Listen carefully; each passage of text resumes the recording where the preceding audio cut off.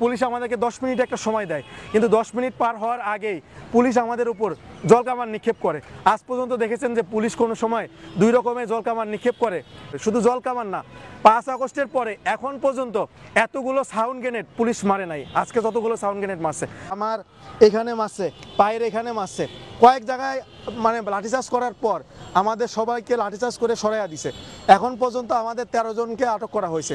আসলে এই বিডিআরও কিন্তু আগের মতো তারা সব কিছুই করতে জানে, কারণ তারা চাকরিচ্যুত হয়েছে কিন্তু অস্ত্রও জমা দিছে, কিন্তু ট্রেনিং কিন্তু কেউ জমা দেয় নাই। আমরা দীর্ঘ 22 দিন শাহবাগ জাদুঘরের সামনে অবস্থান নিয়েছিলাম। আমরা এই 22 দিনে খেয়ে না খেয়ে, অর্থাৎ আমাদের এমনও মুরব্বী ছিল যাদের বয়স 60 থেকে 70 বছর, তারা রাতের বেলা দিনে এক বেলা খেয়ে শাহবাগে অবস্থান করতেছিল এবং খোলা আকাশের নিচে রাত্রি যাপন করছে। এমন একটা অবস্থায় আমরা রয়েছি যে আমরা হচ্ছে বাংলাদেশের নাগরিকই না, আমরা হচ্ছে রোহিঙ্গাদের চেয়েও খারাপ।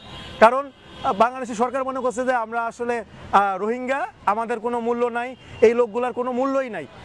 আজকে দীর্ঘ 22 দিন আমরা অবস্থান করার পর গত 2 দিন আগে আমরা একটা আলটিমেটাম দিয়েছিলাম যে আমরা সোমবারে যমুনার অভিমুখে একটা ঘেরাও কর্মসূচি করব, শান্তিপূর্ণভাবে পদযাত্রা করব।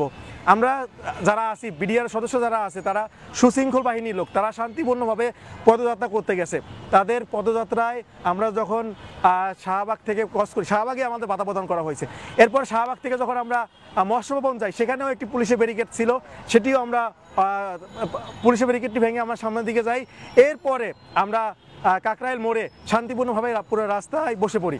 এই বসে পড়ার পর পুলিশ আমাদেরকে 10 মিনিট একটা সময় দেয়, কিন্তু 10 মিনিট পার হওয়ার আগেই পুলিশ আমাদের উপর জলকামান নিক্ষেপ করে। আজ পর্যন্ত দেখেছেন যে পুলিশ কোনো সময় দুই রকমের জলকামান নিক্ষেপ করে, এক রকমের জলকামান নিক্ষেপ করে পুলিশ, কিন্তু আজকে বিডিআর সদস্যদের উপর 2 রকমের জলকামান নিক্ষেপ করে। শুধু জলকামান না, 5 আগস্টের পরে এখন পর্যন্ত এতগুলো সাউন্ড গ্রেনেড পুলিশ মারে নাই। আজকে যতগুলো সাউন্ড গ্রেনেড মারছে, প্রায় 15টার অধিক সাউন্ড গ্রেনেড বিডিআর সদস্যদের মাঝে মারছে এবং আতঙ্ক সৃষ্টি করছে। এরপরে শুরু হয়েছে লাঠিচার্জের যে খেলা, সেটি তো আছেই। প্রথম অবস্থায় আমরা যারা সামনে সারিতে ছিলাম তাদের লাঠিচার্জ করে সরিয়ে দিছে। আমার এখানে মারছে, পায়ের এখানে মারছে, কয়েক জায়গায় মানে লাঠিচার্জ করার পর আমাদের সবাইকে লাঠিচার্জ করে সরাইয়া দিছে। এখন পর্যন্ত আমাদের 13 জনকে আটক করা হয়েছে, 13 জনকে রমনা থানায় রাখা হয়েছে। আমরা সরকারকে হুঁশিয়ারি দিয়ে বলছি, যদি সন্ধ্যা 6টার মধ্যে এদেরকে ছেড়ে দেওয়া না হয়, তাহলে 6টায় আমরা স্বেচ্ছায় সকলে রমনা থানায় গণগ্রেপ্তার কর্মসূচি পালন করব। কারণ এমনিতেই তো কোনো মূল্য পাচ্ছি না, যেখানেই যাচ্ছে এই বিডিআর সদস্যরা সেখানে কিন্তু অবহেলিত হচ্ছে। আজকে স্বরাষ্ট্র উপদেষ্টা বলে উনি কোনো দায়ভার নেবেন না, তাহলে আজকে কে দায়ভার নেবেন? আর কোন মাথা এটার পিছনে আসলে কলকাঠি কে নাড়াচ্ছে? কারণ বিডিআর সদস্যদের উপর এমন নির্যাতন কে করাচ্ছে? এইটি কিন্তু সরকারের কাছে প্রশ্ন। এখন পর্যন্ত কোনো সৎ উত্তর দিচ্ছে না সরকার। বা এই যে আমরা আসিফ নজরুল স্যারের কথা বলি, আসিফ নজরুল স্যার কি করে? আগে কিন্তু 2019-20 যখন আওয়ামী লীগ সরকার ক্ষমতায় ছিল, উনি কিন্তু কি বলছিল যে আমি যদি কখনো ক্ষমতায় যাই তাহলে বিডিআর এই শুনিয়ে আমি সর্বপ্রথম এটা কথা বলবো। কিন্তু আজকে উনি কই? আজকে উনি গদিতে বসার পর উনি চুপ হয়ে আছে। কারণ কি? তাহলে কি উনি গদিতে যাওয়ার জন্যই এতদিন উনি বলছিল যে আমি যদি ক্ষমতায় যাই তাহলে বিডিআরদের জন্য কাজ করব? আজকে ক্ষমতা যাওয়ার পর কি বিডিআর কোনো মূল্যই নাই? মনে হচ্ছে যে বিডিআররা সব ভারত থেকে আইছে আর বাংলাদেশের নাগরিক সব এরা, আমরা কোনো বাংলাদেশের নাগরিকই না। এই যে 18,000 পরিবার, 18,000 পরিবারে প্রত্যেকটা পরিবারে 10 জন করে ভোটার আছে, তাহলে কি আমাদের ভোটের কি কোনো মূল্য নাই?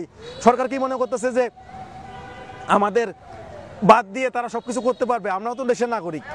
এই যে বিডিআর সদস্যরা একজন প্রায় 60 থেকে 70 প্লাস বয়স যাদের, তাদের পর্যন্ত লাঠিচার্জ করছে। আজকে কি অপরাধ? একটাই অপরাধ, তারা শান্তিপূর্ণভাবে পদযাত্রা করছে, আন্দোলন করছে।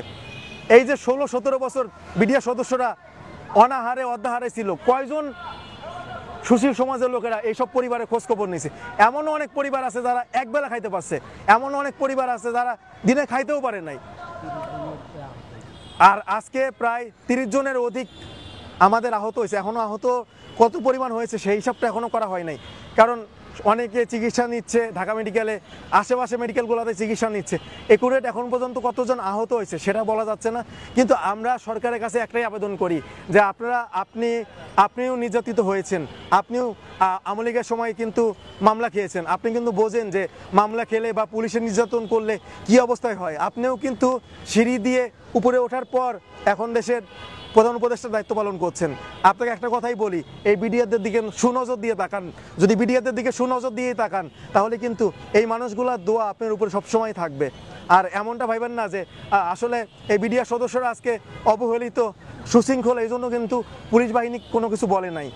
আসলে এই বিডিআররাও কিন্তু আগের মতো তারা সব কিছুই করতে জানে, কারণ তারা চাকরিচ্যুত হয়েছে কিন্তু অস্ত্রও জমা দিয়েছে, কিন্তু ট্রেনিং কিন্তু কেউ জমা দেয় নাই।